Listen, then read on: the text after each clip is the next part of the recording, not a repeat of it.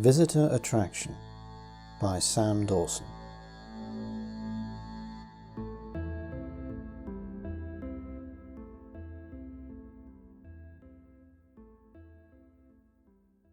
It's 2 for 1, isn't it? He asks, moving the voucher apologetically across the desk.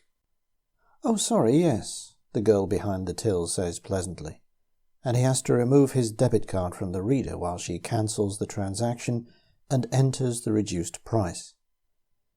There's a small queue starting to form, and he begins to feel hot and embarrassed as he puts the card in the wrong way, corrects it, and then has to wait a long minute for the connection with the bank to come through again. For a second he worries that he won't remember his PIN, even though he's aware that, perversely, he can remember all the words to American Pie, despite not having heard it in decades. He almost begins to wish that he'd kept quiet and paid the full entry after all. But the normal family ticket is over 30 quid these days, the admission price having increased in direct proportion to the farm park's growing popularity. Would you like some animal feed? She beams, and when he signals his assent, passes over a small brown paper bag and adds another £1.50 to the total. Enter PIN finally comes up.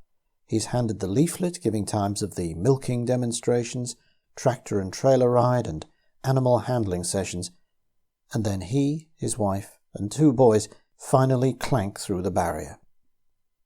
In vain he tries to direct his sons towards the animals in their pens or to the history of farming display, but they are of course bursting to run past these to the slides and swings and the hay barn play area. He lets it go for now. The day out is, after all, for them, not him, but he wants it to be at least partly educational, and insists as they pull him along that they return later to see the wildlife. With them tugging at his arms, the picnic food and animal feed in one hand and their coats in the other, he tries vainly to read the timetable of events, working out a schedule that'll include play, lunch, play, but still leave time to fit in an animal handling session. So it is that it's later, when his wife has insisted that they stop playing long enough to eat, and hot, overheated and sweaty to drink some water, that he finds himself walking back to the petting area to check the times. The timetable he'd been given is by now, of course, lost. There are 2 sessions left today, according to the notice pinned outside the room where they take place. One has finished 5 minutes ago, and the door is unlocked. Savouring a moment's peace, he enters, excusing his dereliction of running around, being it, and piggyback giving duty as actually being a valuable contribution to the day's success, since it will allow him to check whether or not the handling session, a chance for his children to stroke a genuine farmyard animal, is worthwhile. There's no staff member to cluck at him and remind him that the next scheduled session is in 55 minutes. Instead, the room, with its barn brick outer wall, roughly made wooden partitions, sawdust floor, crude benches, and floor-to-ceiling hutches, is empty. In the centre is a small, raised platform, from whose railings twin chains hang. It has a slightly medieval, nasty look, for as long as it takes to realise that it's not an instrument of torture, but actually a pen in which a calf or sheep can be contained while children safely pet it. The back wall is entirely given over to a succession of built-in, straw-floored, wire-doored, unlabelled hutches, each closed with a small padlock. There's little light here to disturb their inhabitants.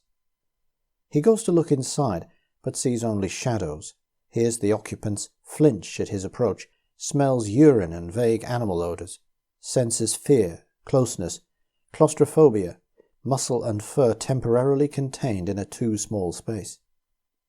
He leaves to rejoin his family. One of the staff, in Wellington's combat trousers and green, farm park logoed polo shirt, is arriving, with a pail of sawdust in one hand and a bucket and mop in the other. As he enters and closes the door behind him, he looks a little censoriously at the unscheduled visitor, who hears the bolts being shot with a suggestive loudness that indicates there's a time and a place for everything. And though this may well be the place, the times are clearly shown, and this isn't one of them. 45 minutes later he's back again, along with his wife and sons, to catch the last session of the day. He waits, they wait, There are no rustlings, mews, or whimpers now from the darkened hutches, no feeling of bent-backed crampedness, of bodies squeezing against claustrophobic enclosure. The animals must be brought here for show, and later returned to their roomy living spaces outside, he guesses. The room is narrow and windowless, its two sides each lined with a long bench. 2 other families have also arrived early and are sitting opposite, almost within touching distance. The professional-looking Japanese mother and father, who'd done nothing when their son had been needlessly violent in the play area earlier, and the posh parents of the twins who had, similarly without censure, been expressing themselves by running amok in the picnic area. He had been secretly delighted to have all his prejudices confirmed when, calling to them in a cut-glass accent, their mother had addressed them as Tabitha and Tarquin. Then there's a bustle at the door, and the elderly, rather overweight woman whom he suspects is a foster mother comes in with her 4 sticky, sweaty, but clearly well-behaved charges. He notes her quick check of the youngsters in the room against an internal database of how they've conducted themselves outside, and is proud when he detects a brief look of approval directed at his own 2, that the other 3 are denied. 2 of the staff enter, a pinkly strapping outdoorsy young woman and a thick-necked hirsute man who has the arms of someone who fells trees for a living. With their arrival, the room is now overcrowded. Standing, they dominated. The man stations himself in the doorway. The young woman squeezes plumply to the other end of the room and, in a monotone, recites her lines for the benefit of this captive audience, and, as her beady glances towards the entrance reveal, that of any passers-by looking in. How the animals will be brought out one by one.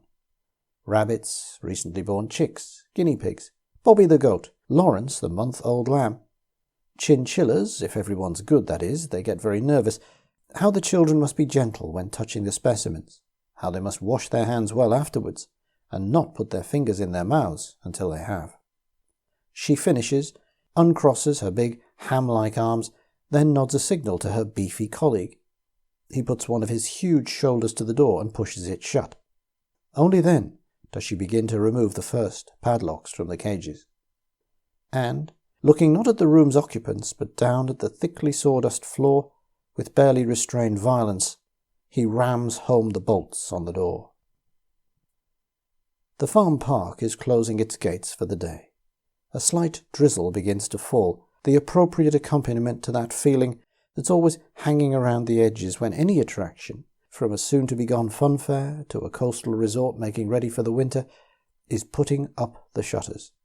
The public have gone, save for a few last families who now walk, their coats fastened, their hoods up, a little stiffly, perhaps after so much play and time outdoors, back to their cars, following the beeps the vehicles make in response to pressed keys, the precise locations forgotten possibly after so much excitement, before getting in and spending a little more time than normal getting underway, possibly because they have to organize seat belts and children's seats and coats and boots, or maybe because the rituals of starting a vehicle have to be remembered by dads who only get to drive at weekends and on holidays.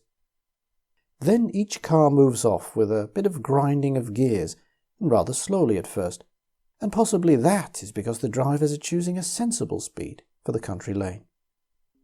The car park is empty, silent, and back in the petting area it's quiet too, apart from little creaks and rustles, and an occasional whimper from the padlocked, the dark, the overfilled, the too small, the bodies pressed against doors, hutches. The farm park is closed. The last visitor has gone, but there'll be lots more tomorrow. It's 2 for 1 this month.